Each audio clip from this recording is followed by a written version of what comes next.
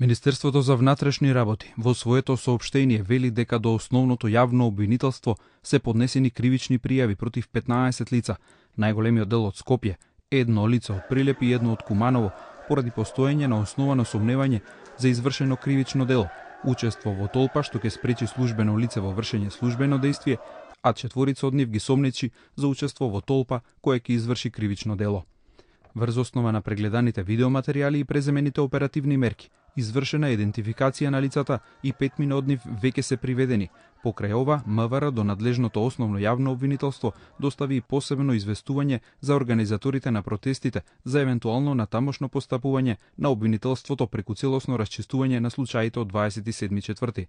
Од страна на основното јавно обвинителство пак издадени се барања за доставување податоци од повеќе електронски медиуми, од улици и патишта, од МВР, од УБК, како и наредби за вештачење до МВР, кои откако ќе бидат изготвени, дополнително ќе биде поднесен соодветен службен материјал. СВР Скопје во консултации и соработка со основното јавно обвинителство и понатаму презема мерки и активности со цел идентификување и документирање на други лица учесници во настаните од 27 овој месец во Собранието на Република Македонија, стои во соопштението на МВР.